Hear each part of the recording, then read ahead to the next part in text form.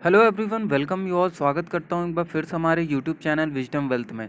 देखिए, इस technical analysis के सीरीज़ में जैसा कि पिछले 2-3 स्टॉक्स को हम लोग ने लिया था, भारतीय Airtel, state bank of India और बैंक ऑफ बड़ौदा, उसी सीरीज़ में हम आज लेकर आए हैं IRCTC को और बात करेंगे IRCTC के बारे में कि क्या अभी एक अच्छी बाइंग अपॉर्चुनिटी बन सकती है लॉन्ग टर्म बेसिस पे कि नहीं, और साथ ही साथ इसमें टेक्निकल जो एनालिसिस है वो भी करेंगे। तो चलिए बिना किसी देरी के शुरू करते हैं इस वीडियो को। और अभी तक अगर आपने हमारे चैनल को सब्सक्राइब नहीं किया तो प्लीज़ सब्सक्राइब कर दीजिए, बेल नोटिफिकेशन ऑन कर लीजिए जिससे कि सारे लेटेस्ट अपडेट मिलती रहें। तो देखिए, इस वीडियो को बनाने का मेरा मेन मकसद यही था कि बहुत सारे मेरे जो कलीग्स हैं वो उन्होंने भी पूछा कि क्या IRCTC में मुझे इस टाइम एंटर करना चाहिए या नहीं। तो देखिए, मेरा मानना है, मैं केवल टेक्निकल एनालिसिस के थ्रू ये नहीं बोल रहा हूँ और ना मैं किसी तरीके का प्रूवन आपको ये बोलने वाला हूँ कि नहीं यही हो सकता है या यही होने वाला है। देखिए, market is all about probability and all about prediction. आप जितना नॉलेज है इम्प्लीमेंट करके अच्छे से अच्छे ट्राई करते हैं हम, और आपकी जो आउटपुट आए वो बहुत अच्छा निकले। तो बस हमारी भी यही कोशिश है, इस वीडियो के माध्यम से हम कोशिश करेंगे कि क्या आने वाली संभावनाएं हैं इस IRCTC के स्टॉक के साथ, उसी पे हम बातें करेंगे। तो चलिए बिना किसी देरी के शुरू करते हैं। और सबसे पहले देखिए, मैं वन डे के चार्ट पर लेकर आपको आया हूं, और जैसा कि आपको दिख रहा होगा वन डे का चार्ट, सबसे पहले लिस्टिंग की बात करें तो लिस्टिंग से ही IRCTC ने बहुत अच्छा ही मूव दिया था। यहाँ पे कहीं 2019 में हुई थी लिस्टिंग, और उसके बाद से नवंबर दिसंबर 2020 आपको यहाँ से दिखाई दे रहा होगा कि ये पूरा एकदम शार्प अप मूव। तो पहले से ही, जब से IPO आया था, लिस्टिंग से पहले से ही IRCTC का जो हाइप बना था कि बहुत ही ज़्यादा ये ऊपर जाएगा स्टॉक, नो डाउट गया भी। बहुत से इन्वेस्टर्स को फ़ायदा भी हुआ, बहुत से इन्वेस्टर्स ने पैसा भी लगाया। लेकिन मैं अभी बात करूंगा फ़िलहाल के टाइम के, फ़िलहाल के सिचुएशन पे। ये जो पेंडेमिक है, ये जो आने वाले टाइम में और क्या अफेक्ट डाल सकता है किसी भी स्टॉक्स पे, और उसके बेसिस पे मैं इसमें भी एनालाइज करने की कोशिश करूंगा। तो देखिए, यहाँ तक तो सारी चीज़ें ठीक थी और ठीक ठाक ही लग रही थी मार्च तक, और मार्च के बाद से जो फॉल आया है, कहीं ना कहीं लॉकडाउन का ये जो नतीजा है कि ये फॉल IRCTC ने दिया। और मेरा मानना ये है कि अगर लॉकडाउन नहीं भी होता तो ऐसा नहीं था कि IRCTC एकदम अप मूव में इसी चैनल में चलता चला जाता, ये भी मेरा मानना नहीं था।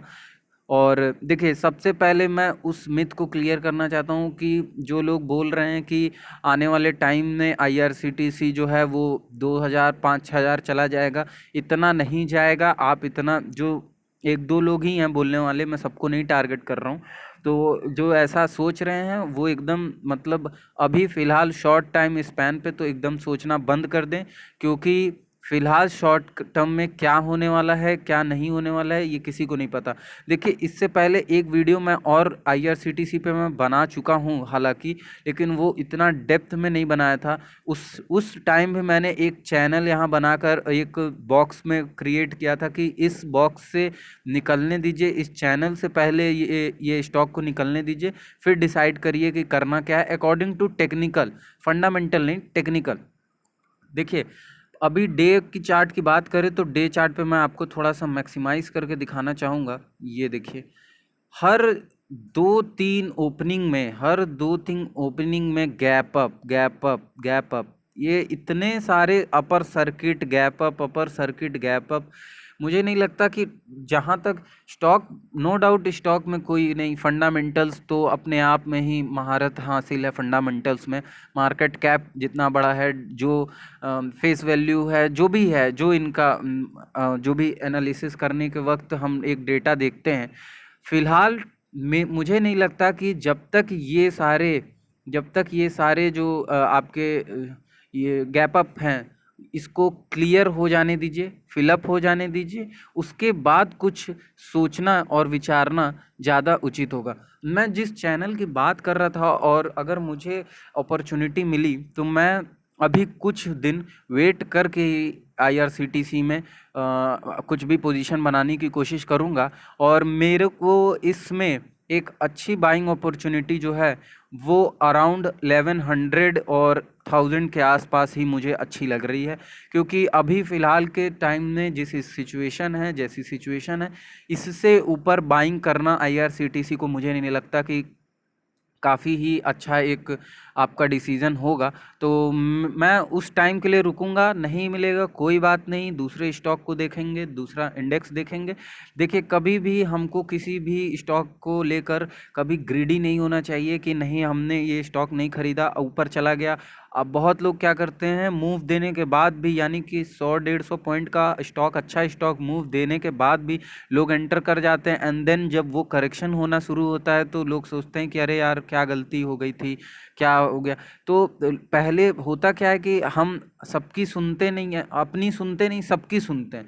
बात यहाँ ये है कि हम अपनी नहीं सुनते, सबकी सुनते हैं। हम अपना फंडामेंटल एनालिसिस नहीं करते, हम सब दूसरे क्या बोला, दूसरे ने बोला हाँ यहाँ बाय कर लो, वहाँ सेल कर दो, यहाँ बाय कर दो, वहाँ सेल कर दो, तो इस पे हम चलते हैं और हमारा पूरा कैपिटल वाइप आउट हो जाता है। तो ये चीज़ को समझना पड़ेगा हम लोग को बहुत बारीकी से कि हम लोग जो खरीद रहे हैं वो अपने हार्ड अर्न मनी से खरीद रहे हैं, खून पसीने की कमाई से खरीद रहे हैं। तो इसको अच्छे जगह लगाएं जिससे रिटर्न जो है वो हमको बेहतर मिल सके। तो पहले जो मेरा पॉइंट है, पहला पॉइंट है, 3 पॉइंट 4 पॉइंट में रखने की कोशिश करूँगा। तो मेरा जो पहला पॉइंट वो ये है कि जो गैप अप्स हैं, मैं अगर अपने, अभी आप मत समझना कि मैं आपको रिकमेंड कर रहा हूँ, पहले मैं अपने लेवल की जो बातें हैं, मैं क्या सोच रहा हूँ इस स्टॉक पर, तो वो सारी चीज़ें मैं बताना चाहता हूँ। एक बार मैं कंप्लीट कर लूँ, फिर देन आप मेक श्योर कि कमेंट करिए और मुझसे पूछें, या आप जो भी क्वेरीज हैं आप पूछ के मुझसे कमेंट के थ्रू पूछ सकते हैं।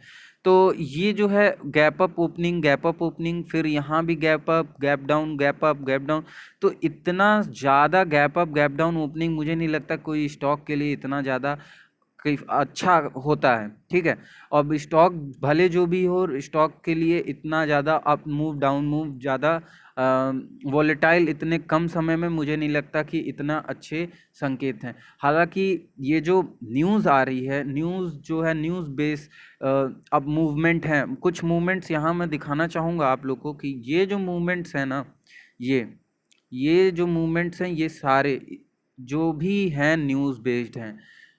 कभी क्योंकि इस पिछले कुछ दिन में सरकार खुद अपने में ही सही से नहीं समझ पा रही थी कि क्या करना है क्या नहीं करना है। सरकार एक टाइम डिसीज़न ले रही थी ओपन करने के लिए रेलवेज़ को, फिर एक टाइम डिसीज़न ले रही थी कि बंद कर दिया जाए, फिर एक टाइम डिसीज़न कि केवल 10 एट अ टाइम ओपन किए जाएँ ट्रेन्स, फिर एक टाइम कि 1 जून के बाद हो। तो इतनी सारी कॉन्सिक्वेंसेस में आपको ऑर्डर्स आना और उसके बाद इस तरीके से स्टॉक का बिहेवियर, मुझे नहीं लगता कि ये पर्टिकुलर टाइम है एक अच्छा सूटेबल कि इसमें बाइंग अपॉर्चुनिटी हो। ये मेरा अपना खुद का जो है एजम्पशन है, कंक्लूजन। नाउ सेकेंड थिंग कि अगर मैं 1 डे के चार्ट से मैं आपको अब थोड़ा टेक्निकली बात करूं, तो 1 डे के चार्ट से आपको मैं 30 मिनट के चार्ट पर लेकर जाऊं, तो वहां पे मैं दिखाना चाहूँगा आपको कि जो स्टॉक है, ये देखिए यहाँ पे थोड़ा सा मैं आपको मिनिमाइज़ कर देता हूँ कि आपको और अच्छे से दिखे। देखिए, इसी चैनल की मैं बात कर रहा था, और यही चैनल का जो फॉर्मेशन है मुझे कुछ हद तक अभी डाउटिंग में डाल रहा है। जैसे कि ये जो चैनल है, ये इसी चैनल की मैं बात कर रहा हूँ, आप ध्यान से देख सकते हैं ये चैनल। इसी चैनल में मैं अभी तक कोई भी, इसी चैनल के चक्कर में मैं कोई भी पोजीशन इसमें नहीं बनाया। Up down up down up down up. देखिए, ये लास्ट वीडियो में मैंने जो बोला था, मैं इसी चैनल का फॉर्मेशन किया था और मैं बताया था कि मे भी अगर कोई न्यूज़ नहीं आती है तो ये 1200 टच हो सकता है, मीन्स इस लेवल के आसपास आके वापस बाउंस बैक जा सकता है। बट ऑलरेडी बीच में न्यूज़ आ गई कि 1 जून को जो है वो सारे जो भी रेलवेज़ हैं वो ओपन हो जाएंगी, कुछ रेलवेज जो ट्रेन्स हैं वो ओपन की जाएंगी, बस वहीं से फिर यहाँ पे अपर सर्किट लगना शुरू हो गया। तो यही इंडिकेशन जो है मुझे कुछ सही नहीं लग रहा है। मैं एक बार श्योर हो जाऊंगा कि इस मूव से, इस चैनल से बाहर निकले ये स्टॉक और अच्छे खासे तरीके से पहले ये करेक्ट हो जाए, क्योंकि जिस हिसाब से इसमें upper circuit lower circuit upper circuit lower circuit लग रहा है, तो मुझे नहीं लगता कि ये काफ़ी इस टाइम फ़िलहाल के लिए एक अच्छी बाइंग अपॉर्चुनिटी है। हालांकि मैं अगर अपनी बात करूं तो मैं इसको 1200 के नीचे ही लेना प्रीफर करूंगा, और एक बार 1200 के लेवल पे आ जाएगा ये स्टॉक, तो मुझे लगता है कि जो ये गैप अप्स हैं, ये जो गैप अप है यहाँ पे, इसको भी फिल करने के लिए शायद ये सपोर्ट ब्रेक हो जाए, क्योंकि ये जो सपोर्ट इसको मिल रहा है, ये वाला जो सपोर्ट है 1200 का, ये सपोर्ट इसको जो मिल रहा है, ये अगर ब्रेक होता है तो डायरेक्टली ये कुछ लेवल्स जो है वो हमारे यहाँ तक आ सकता है, और जो कि है 950 के आसपास का लेवल। तो मेरा मानना है कि ये जो प्राइस है, ये प्राइस कुछ ज़्यादा ही अच्छी है और अट्रैक्टिव प्राइस है, तो मैं तो इसी प्राइस के लिए वेट करूँगा, और इफ़ इन केस नहीं मिलता है तो फिर हम दूसरे स्टॉक पे स्विच करेंगे। तो मेरा जो राय है, पर्सनल राय, वो IRCTC पे बस यही है। और आपकी क्या राय है, मेक श्योर आप कमेंट करके हमको ज़रूर बताएं। और अगर वीडियो अच्छी लगी हो तो प्लीज़ सब्सक्राइब करिएगा चैनल को हमारे, और लाइक करिएगा वीडियो को, जिससे कि हमको मोटिवेशन मिलती रहे और भी न्यू वीडियोज़ आपके लिए लाने की। धन्यवाद।